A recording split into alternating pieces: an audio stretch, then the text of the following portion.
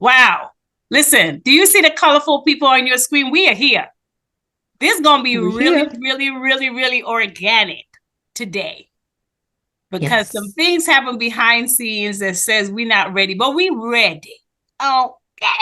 Don't count us out yet. Okay. Listen, Miss No. Sounds doesn't know I'm about to do what I'm about to do. And don't worry, our friendship's still going to be intact. Somebody got a birthday.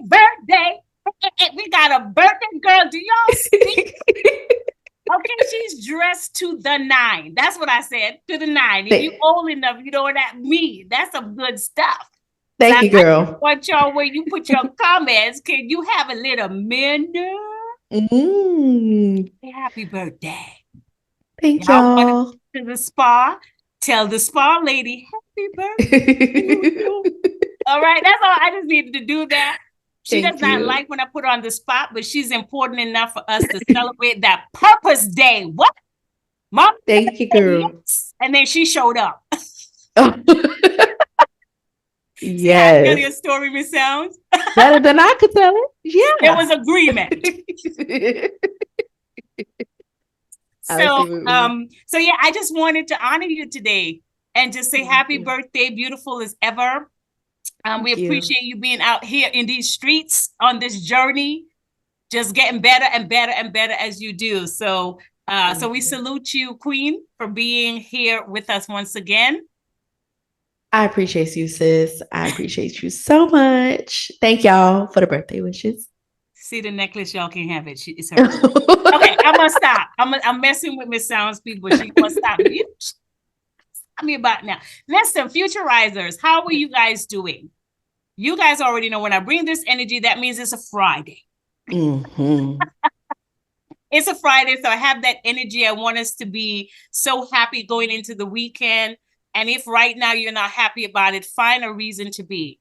Look for events in your community. Look around and see what you can do that's going to bring you some happiness, some joy, some fun, a little peace of mind, a little getaway time, whatever it is. So we have another special guest today. And we have Miss Verona in the house with us today. We're going to learn quite a bit about her. This is very organic. We did not prepare behind the scenes because we want her to tell us what she would like to share so that we can really greet this queen in the house and learn something from a different aspect. She is different than our other guests. Her story is different. And so we're going to start that today. But before we go any further, before Miss Sounds asks her to introduce herself, y'all know, prepared or not, word of the day, it's a staple in this house. I mean, it's not going nowhere. Mm-mm. Some people have rice and beans. We have word of the day. I love the parallel. I love. It's a thing. Okay. And we're proud of that thing. And we're gonna keep this thing. So Miss Sound's gonna do what she does, and she's going to get us into the word of the day. And we're gonna share our reflections. And then Miss Sounds is gonna get Miss Verona to tell us whatever she will tell us, because we're having open conversation today. That's what it is. It's just called open conversation. Oh, we deep out here. That was it. Are you waiting for more? All right, Miss Sounds, take them somewhere else. Hey, y'all. That's your girl, Miss Sounds here. You already know what's going to happen. It's the word of the day. We have the beautiful, illustrious Miss Verona Sam's here today with us. She is a powerful woman, a Black creative. She has so much to share with us. So, Verona, we're going to go in with the word of the day, and then we're just going to go around and then talk about what it means to us in the moment right now. Right? So, the word of the day is the struggles we endure today will be the good old days we laugh about tomorrow. So let that sink in for a little bit. Mm-hmm. I'm gonna throw it at you, Miss Veranda. Tell us what that. We're just going for the guest. See, open conversation. I pause a little bit. I'm gonna ask you, what does that mean to you to hear that? Should I read it again just to get it a little bit more, or you can jump right in? One more time, please. One more time? Okay, I got you. So it's the struggles we endure today will be the good old days we laugh about tomorrow. Mm-hmm. Okay. Okay. That's deep. And it is so true because I can think of things even in my childhood that at the time seemed so even devastating sometimes Mm, yeah. in that moment. But then as you grow, you realize that it really wasn't all that serious. And even though it was a struggle in that moment, it was temporary. It didn't last. And Mm, so there are things that, at this point in life, I can look back. It's funny now. It wasn't funny then. mm-hmm. so, Mm, so yeah, that's there is beautiful. power in that word of today. And it's encouraging too for some of the things that we may be going through, some struggle we may be going through today. And then later on, knowing that at some point in the future, Yeah. I'll be able to look back at this. And even though it's hard now, I'll be able to find some humor or something in it Yeah. that, that kind of lightens make it not so heavy. Yeah. When you were saying that, what came up for me was there's a song, it's a gospel song by Vashawn Mitchell, and it's talks about turning around for me. And one of the lines in there says, "It won't always be like this. It won't always be like this." And it's a reminder to me when I'm in a moment that feels like the walls are caving in and I'm not going to rise out of this, or I'm having an emotion that is really powerful right now and it's uncomfortable. I can tell myself it won't always be like this. It one day this is going to shift, it's going to turn in my favor. Um and I'm going to have the last laugh, okay? We're gonna take it. We take it to church a little bit. Enemy, come on, do your worst. I'm gonna have the last laugh Yeah. at the Yes. end of the day. So, yep, that's what that means to me. Azali, what about you? I might have to borrow a little bit of yours. I was actually thinking of a question that my son asked me. We have decided to have these things called night talk because we're very different, but we're very similar. And one of the agreements we have is that we're going to choose our relationship at every age he becomes so that we're more forgiving with each other. So he asked me a question last night, which I'm glad I didn't have to ponder it too much. I could really just be myself and answer because I think a couple of years back, I would have just tried to give him the right response, but not the full truth of how I felt, just to Mm, ease him into it. And he said, Mom, what do you do when you have fear living in you? It was tough, right? So I kind of chewed a little bit and I said, you know what? I said, that's a great question. I said, I'm going to be honest with you because I think you can handle the honesty. And I said, when I have fear living in me, I often just go ahead anyway and do whatever I'm going to do, even though my belly feels like it's going to burst. I said, and the reason why I do that is because I can't wait to get on the other side. So I figure if I just go into the storm anyway, if I make it on the other end, that I'm going to know how to go through any of the storm that comes. And I said to him, I'm not comfortable. Some of it could be that I'm faking the courage at the moment. But because I've gone through enough storms, I just can't. I just know there's another side. And I'm just going to like, all right, I might as well deal with it and go. yeah. Because I've been to the other side a couple of times and I'm hoping I can get to the other side of this storm. And so Mm, he accepted that answer and he said to me, he said, well, Mom, one of my fear is death. And he said, it bothers me because I believe in God and it bothers me that I'm fearful of death. And I think a couple of years back, prior to the pandemic, I would have had a hissy fit about that. If you believe in God, then you don't fear death. But I'm looking at his age and age appropriate. How can I tell him not to fear something he doesn't fully understand? So I just said to him, I said, well, just know that that fear is normal, even for adults who are trying to figure it out. And know that God is not angry with you for being afraid to die. He would mm, prefer that you question death so he can give you some answers Yeah. than to fake never fearing that. Come on. And I hope that was the right answer in the moment. I feel that was appropriate enough for his age without going any further. And he gave me that nod that said, okay, you didn't blow me off. So all of that to say the word of the day is that it's go through the storm. Because you know what? The storm is there. It's at your front door. What you gonna do? Like it's at your door. You're either gonna run back in the house and get crumpled onto that, or maybe you have to go through the storm. And then when you get through, maybe you can help somebody else that goes through a similar storm to say, baby, I ran into that storm because I had to make it out. And you haven't lived through enough of those. Maybe you can share the story on the other side of that previous struggle and have a laugh or a lesson, or at least help somebody get to the other side. So that was a big one for me. So that's what that brought. I did not plan on sharing that story, but there you go. The word of the day does stuff like that. I love that. Okay. I love that story. Oh my gosh. So good. So good. We got to get into the conversation though, because we got good things swirling around right now. And Verona, we want to hear from you, and we want to hear about your wonderful story.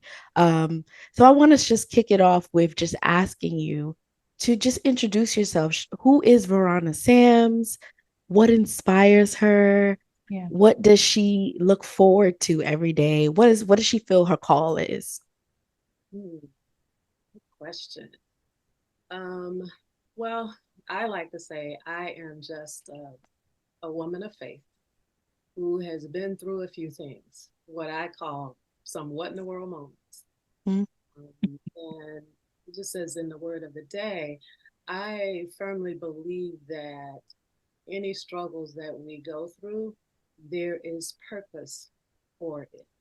And depending on what it is we've been created to do, because I believe that we are all an answer to somebody's prayer. So, whatever it is that God has created for us to do, I believe that we're going to have to go through some experiences, which I call training, in order to be able to do what we've been called to do. And sometimes that training can be difficult, depending on what you've been called to do, because it's kind of hard for me to help others know how to navigate the path if I haven't walked it myself. Yes. I believe that God has allowed me to go through some things for a reason, and that's because of the people that He has called for me to help navigate their way through the path as well. And so I do have a calling statement, which I am still tweaking because it's a little long.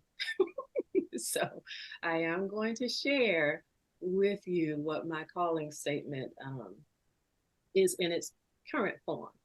Good. When you send the statement, I want you to really make sure we can hear you loudly. Okay. So move a little closer to the mic. Steph will do whatever she has to do to get this part out, but we can't hear you as closely, and I don't want them to miss this because I heard this once. Okay. All right. How's that? Is this? That's much better. If you can even project just a tad more. Okay. All right. I will. All right. So my personal calling statement is to provide inspiration and pathways of transformation to women whose lives have been paralyzed or derailed by the what in the world moments that they have or are experiencing. It's to share the messages of healing that God flows through my heart in written and spoken word, messages of inspiration, encouraging honesty with ourselves, about ourselves, awareness and acknowledgement, and to allow God to use the flow from my heart to reveal a glimpse of what's really in our hearts, to create a pathway to forgiveness, and to remind those who are hurting that at times they may be dismissed, but they are not, but they are still relevant. All right. And so pretty much God has used experiences in my life to bring me to this point where I am able to do things in this calling statement to help other women who are going through. I grew up in North Florida. So I'm an FL girl, as I say. Yes. And my mom was a teacher. And if you've grown up, with teachers in your family, you know how they roll. Um, and my grandmother also was a teacher. Oh. My grandfather on my mom's side was a preacher. And the two of them, and he was from Jamaica. So I grew up with rules, very strict rules. Mm-hmm. Yeah, we know those. Yeah. You know those, okay? We understand. Okay. So there were expectations, you know, Mm-hmm. but beyond the expectations, and what's most important was that they were living examples, Wow. and so I wasn't just told, you know, how to behave or how I should live, especially, you know, as a Christian, but they showed me how to do it. Mm. I wasn't told how to care for other people beyond yourself, how to care for Mm. family. Um, they showed me, how to. Mm. My parents, I believe, were um, their purpose in life was to love because they loved in a way that I still have never seen. Wow. They genuinely cared about people. And I tell people that the same love and concern that they showed, whatever you saw outside in terms of my parents, loving and being there for people, caring about people, concerned about people, the way they were outside is the exact way they were on the inside of the house. Wow. Sometimes Wow. you see a difference. Sometimes, we have the outside version and the inside version. They were the same. And there wasn't anything that they wouldn't do to help other people. And the part that really, I have to say, as a child, I got angry a bit once I got to my teenage age because they were so kind. I think I started feeling like they were being taken advantage of because of their kindness. And I can Mm. remember saying to them in my teenage years, "You people are too nice. You're just too nice." Okay, I might have said that Mm-hmm. last week to somebody. And because it didn't matter how they were treated, if you needed them, they were still going to be there, Mm. for you. And I know now, having Wow. grown spiritually, that that's just not something that happens in the natural. There's got to Mm-mm. be, that's the Holy Spirit on the inside giving you that power to be able to forgive and still do, as my dad said to me one day, because I questioned him about why he was doing something for someone that wasn't very kind to him.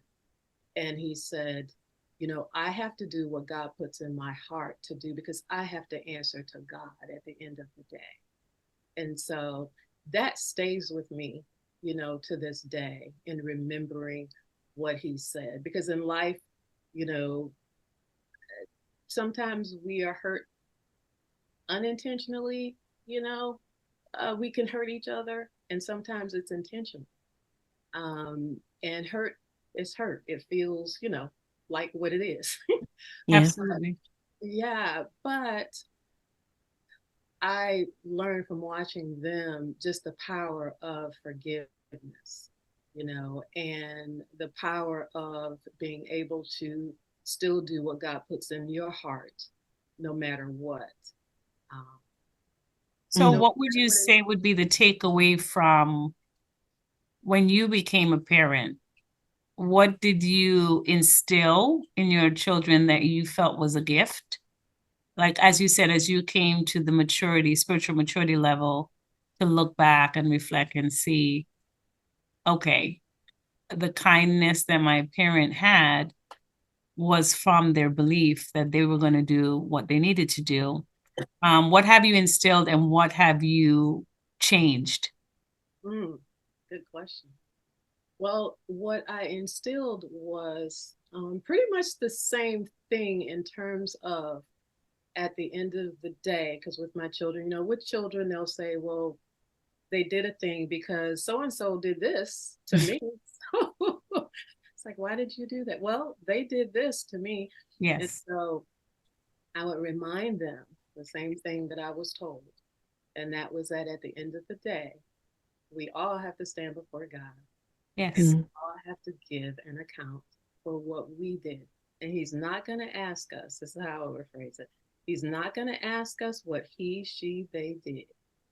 He's Mm. only going to ask us why we didn't do what He told us to do, and just trying to instill in them, even though, it's difficult and it's a work in progress for all of us, but not to allow anyone to have power over us to the point where they are able to get us to behave in a way that is not a way that we know that God would be pleased, or in a way that we know that we have been taught. Yeah. Um, and basically the way I would put it today is not allowing anybody to take you out of your character. Yeah. Mm. Because that gives them power. So I talk to them a lot about not giving their power away to someone else. I'm a behaviorist by trade too. And so um, that's a big piece of my teaching when it comes to managing our own behavior and not allowing somebody else to dictate what that behavior is based on their behavior. Mm-hmm. Mm. So I wasn't gonna go there, but I'm gonna go there. It's a fellow West Indian. I'm just saying. That's, Okay, you said Jamaica. That's West Indian, West Indian. yes. Was there anything about the culture that dad or mom exposed you to that created any cultural conflict within your character as you were coming up? Well, I would say that my mom, because it was her dad that was Jamaican. Mm. My mom had a very strong personality. Mm. And, but the unique thing about her was that she wrapped it in a whole lot of love. Mm. So sometimes it was confusing. You're like, okay, I think she just told me off. I think she just cussed me I'm out. talking about me, Miss Verona. You might have interviewed my children. It was like, oh, she didn't curse, but Right. Oh, Yeah, like, the weight and the power of thank you. it. Weight and the power.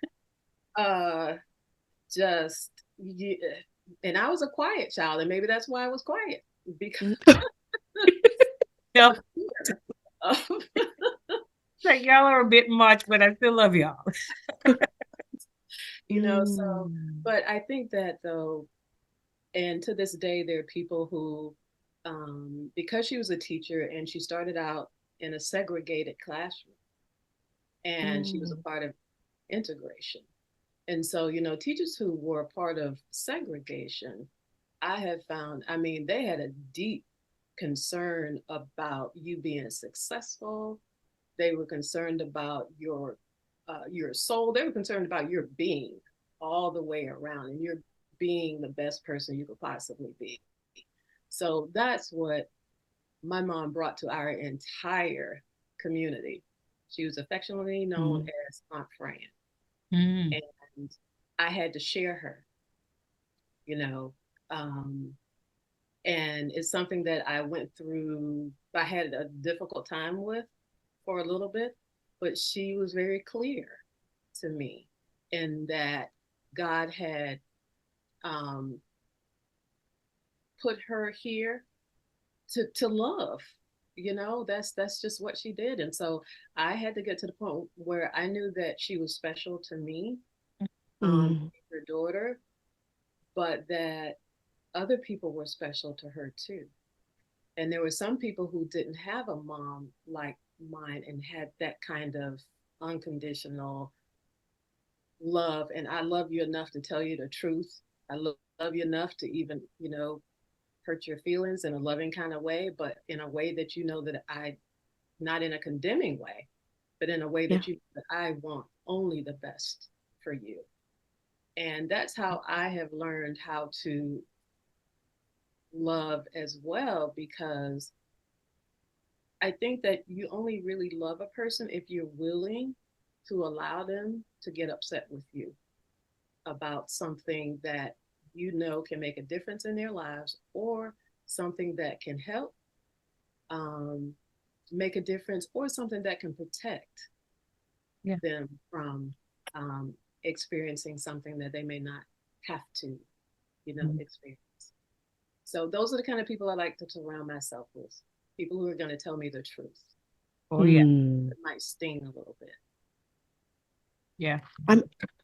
I'm so interested in your you mentioned kind of having being in situations with family specifically where maybe it was a bit more boisterous in some cases and louder than you feel like you were. I'm interested in your inner life though, because of the quiet. What is your inner life like? And how did it lead you to things like being a behaviorist, and even in your creative pursuits? How has your inner life affected that? Wow, Miss Sounds, that's a really good question. And it's important regarding where I am today. So I was Mm, extremely shy. I would rarely talk, preferred not to be seen. Um, I was ridiculously shy. And so I think it shaped me in terms of observing a lot. I observed people's behaviors. I listened to them when they probably didn't know I was listening, because I didn't say much. And so I started writing poetry when I was young. That was the way I expressed myself, in writing and reading books, kind of staying to myself. I had my brother, by my dad's previous marriage, um, my brother was 29 years older than me, Oh and wow. he passed before my mom. Um, wow. and so, so I grew up for the most part because my brother was a full grown, adult living away with his own family when I was growing up. So I grew up in the house by myself. So I Oh. spent a lot of time by myself, Mm. even though I lived in what I call a village, surrounded by lots of family. Um, Mhm. but in terms of my immediate household, it was just me. So I think that as I have evolved, um, that's where my writing comes from now. So that is still my, you know, therapeutic place. That is where I'm most comfortable, expressing myself in writing. Mm. Um, and so, and also, now I have some relatives that will tell you this, because this is how you know your conversations are long when you're talking to relatives and friends. Because they'll say, okay, I can't stay on long, at the beginning of the conversation. So they're letting you know that I already know this. I got some on the stove. I just got That is So hilarious. I'm no longer quiet, obviously. So, and clearly I held in a whole lot that I have expressed in 11 books now, I think. And I still have a lot to say. It sounds just caught. She said, whoa. that was a lovely reaction. I love that. I love chakra reaction. 11. Yeah, she said it. 11. Not one. 11. Yeah, 11. I have 11 of my own, but my passion is to help, um, others who know that they have a word for the masses, but they don't know how to, you know, publish themselves. They don't know where to start, what to do, and may not even have the resources, the funds to do it.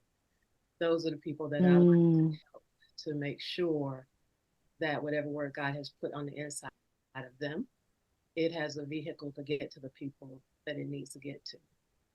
And mm, I could not have known, well, it's been over 10 years now that I, I say the disability caught me.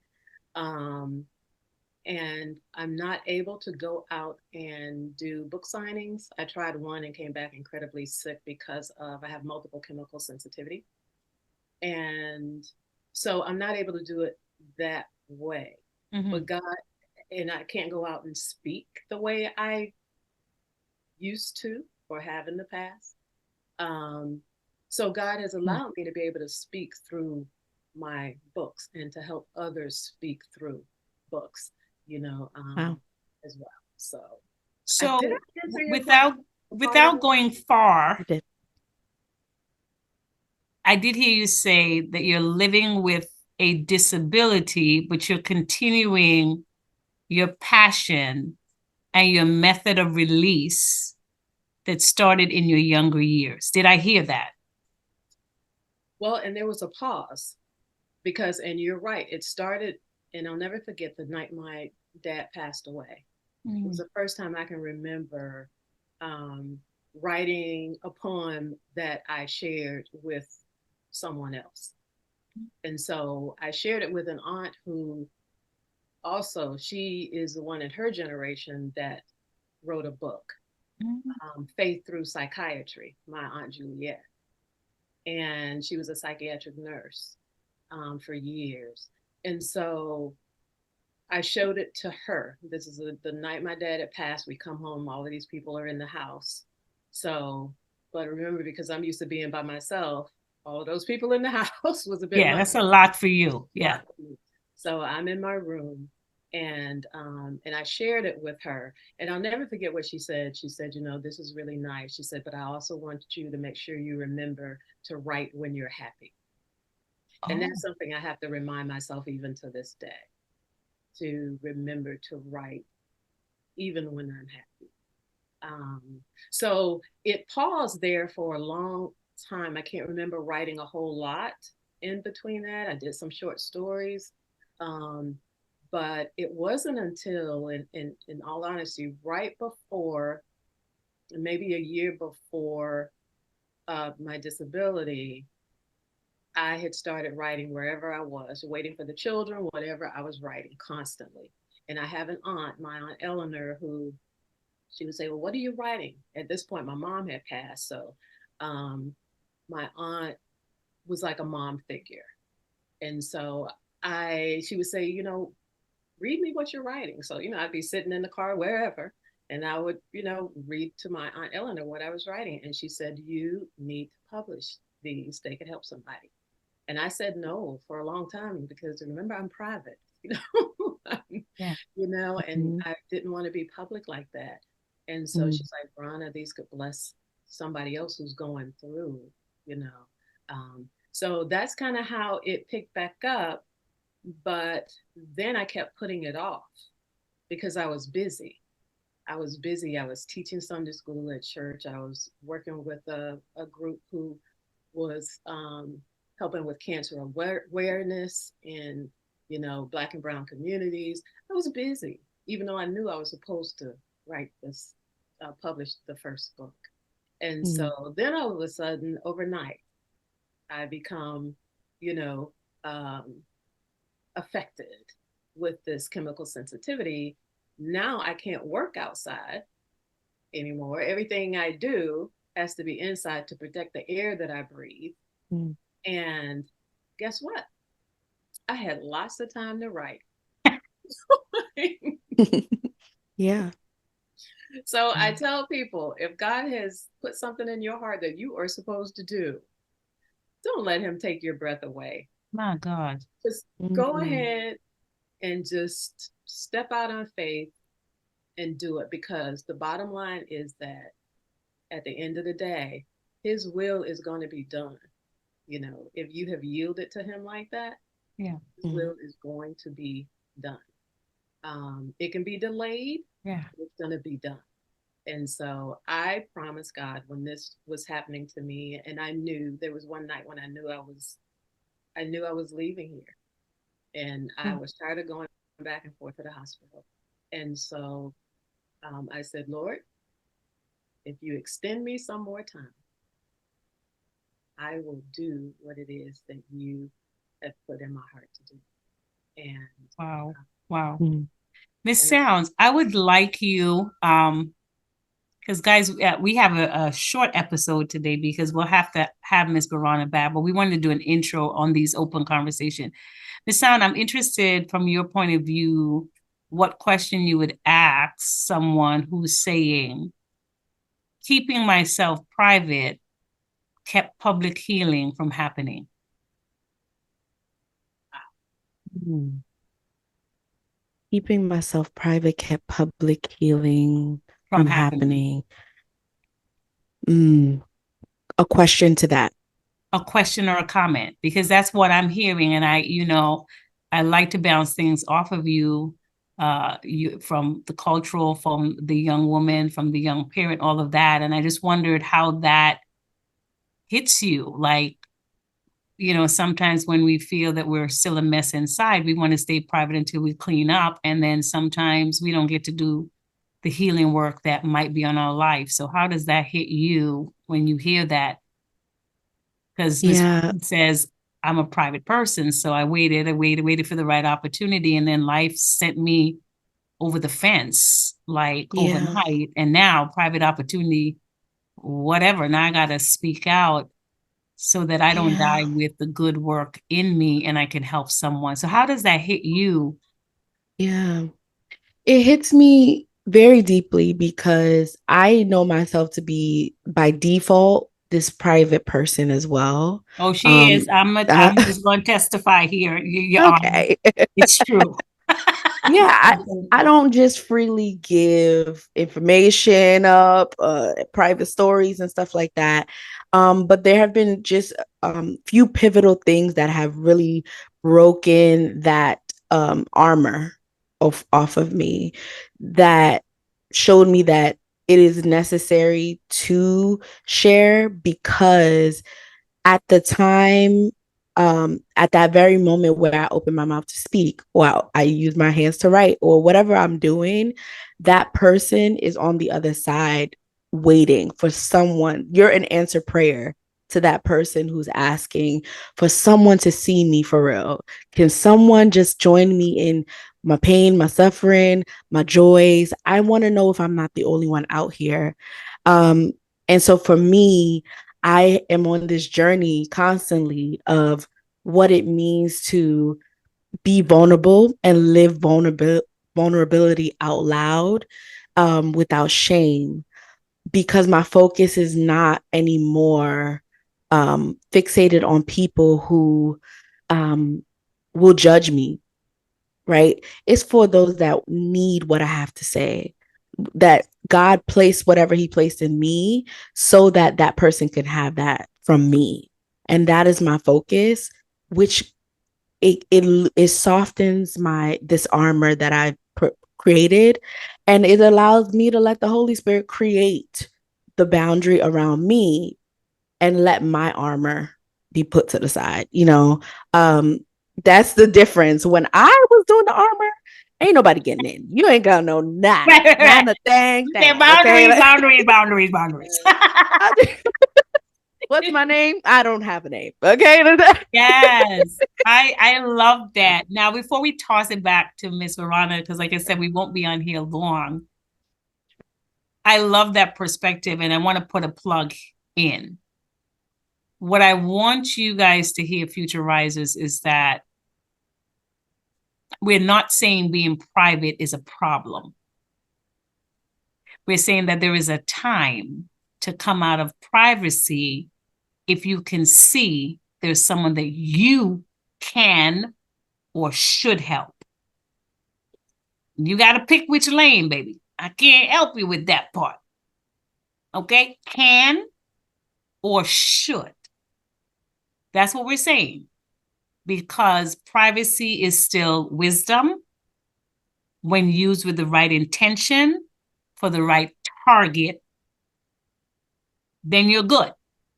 But we're just saying that sometimes being too private, where you know you have something to give that only you can give, and you hold that back, it can become a selfishness, even that's not the intent you had. You're just trying to protect you. We get it. But sometimes it can enter from protecting you to being selfish, because you the one we need, baby. Yeah. You the one. We waiting for you, because you're going to deliver it in a way that's going to get our attention. And the rest of us might say it too nice or too low or too soft or too whatever. So I just want you to hear it right. We're not saying being private is a problem. That's not what we're saying. I just don't want y'all to go print no newspapers, no magazine, and do no TikTok on what we did not say. We think that, again, you have to do that having some boundaries, but you also have to do it having some discernment that now is the time for you to step up. So we're going to toss the last kind of comment on this to Miss Verona. Now that you have broken your silence, you hear that? Hey, what has been the benefit? Oh my goodness. The benefit of having broken my silence, and as you said, it's different for everyone. It's about timing. And for me, it was about God's time. It's freedom. It's freedom to truly be my authentic self. It is freedom to know that I am doing what I was created to do. And it's just for the first time when and this, all of this happened really around age 50, around the time that, I had the life-changing experience. And knowing that, as a child, I was so unsure of myself, and just being confident and becoming confident in who I am. It was just freeing is the best description I can give. And understanding that, and it sounds, I thought about it when she was speaking, I no longer look around the way I used to. I look up. And so it's what I'm doing is pleasing to, pleasing to God. Yeah. Then that's my focus. Woo! Freedom, focus, it's a whole lot. No, not cursing, stop it. F words all over the place. That is freedom and focus. Y'all gonna stop that. Don't remix this thing for us to be doing that. No. Okay. It sounds, we're jumping into Rise and Fall. Take us there. Yes. Oh my goodness, Verona, thank you so much. Your perspective, your wisdom, your grace, everything. Just beautiful, beautiful, beautiful. Thank you for being here with us. I want to kick us into our last segment called Rise and Fall, which is our ending reflective segment.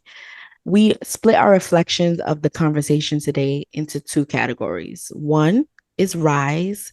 So after this conversation today, what will I take away and continue to let rise in my life? And then fall, after this conversation today, what did I believe before that? Now I'll just let it go and I'll just bury that. I'll go first.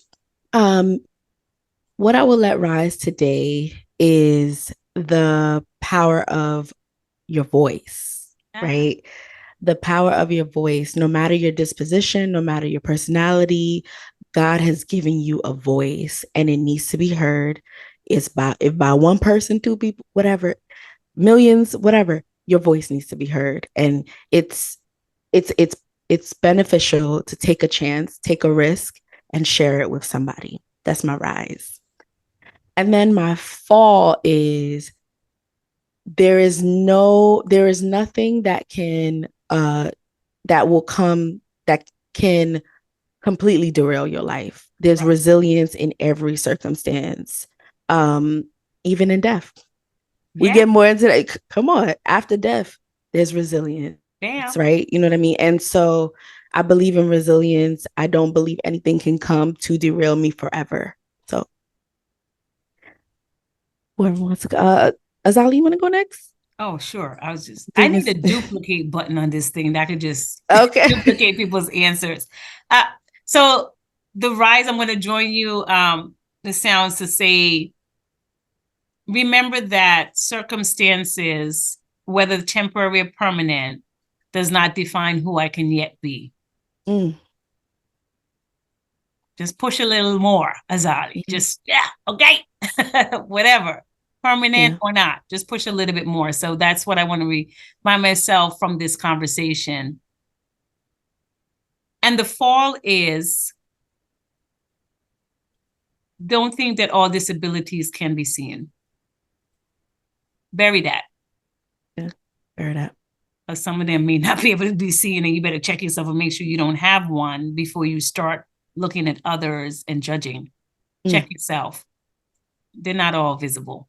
So get rid of that thought that they are and that you don't have one. Check.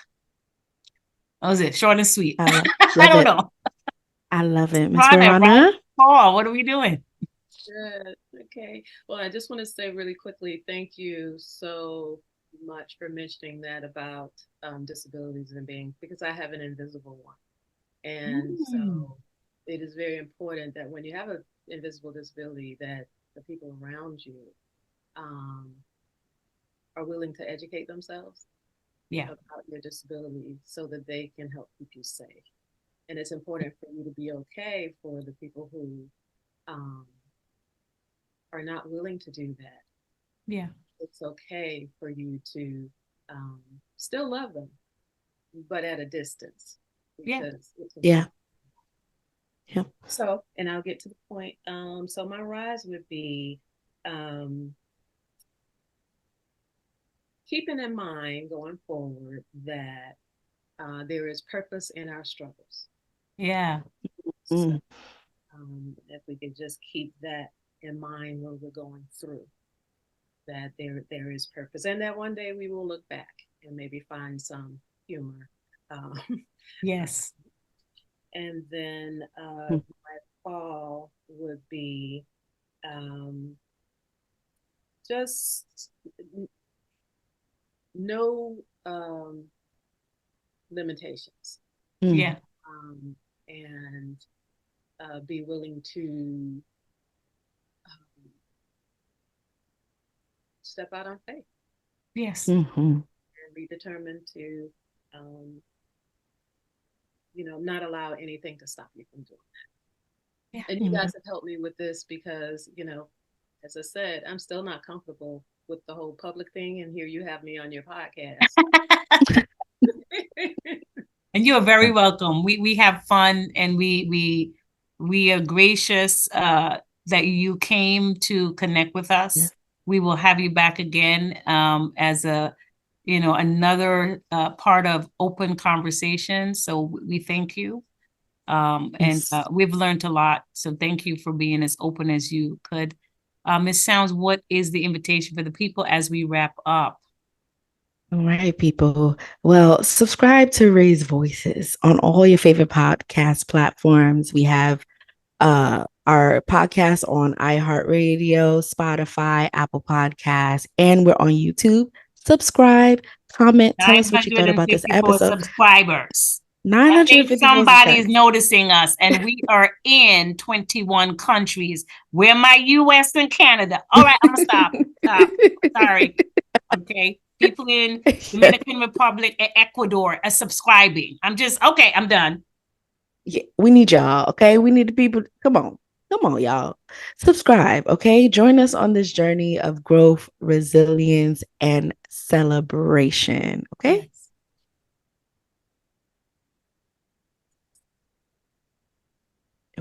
So guys, listen, As we said, this was a short conversation. It's an open conversation. We want you to always remember that your potential is limitless. You heard it today. Regardless of your disability, what you're dealing with, regardless of when you stop and start again. It's all right. Oh, you're still alive, right? Man, you can start again. So do that thing, please. And know that your growth is boundless. Dream big. I don't care how long it takes you to get there. Nah, I said dream. And take a little step at a time and get it done. Stay inspired. Find something that's going to make you happy, even if it's for a moment, but let it be positive. Don't be out there saying I signed off on all fun. I did not say that. Stay empowered, keep thriving, build because you can. You're more than a conqueror the minute you accept that thought. You're less than a conqueror the more you fight it. Okay, I'm done. I ain't messing with y'all. So what are they supposed to remember, Miss Sounds? Because I'm going to stop. Remember to raise your voice, to edify, to empower, to uplift, but don't raise it to annihilate. And I'm talking about you today. I'm talking about that internal voice. We'll deal with the outside people at the next one. Don't annihilate you. How you going to stand? If you totally broken on the inside, how you going to stand up, baby? I need you to stand. Don't annihilate you. Let's start with that inner voice first. Don't do it. Be good to yourself. Be kind to yourself. Find a way to love yourself that makes you want to rise up. That's what we're asking you to do. And listen, as we sign out, we send you our love. We send you our support. And once your heart continues to beat, join these conversations, do the work, and know that we're all here on personal development goals. We want you to live with intentional proactivity. Oh, y'all thought we forgot what we said? No. We're just giving you a chance to remember it on your own. Simple living, but with intentional proactivity day by day. We love you guys at Raise Voices. These open conversations will continue. Happy birthday to you, Miss Sound. Happy birthday. Thank you. And Miss Verona, you were a wonderful gift for my birthday. Okay, thank you for coming. Hey, all right. Thank you guys so much for tuning in. Keep subscribing, keep loving yourself, and come on back to the casa because we got room for you. All right, have a great one, everyone. Bye. Bye.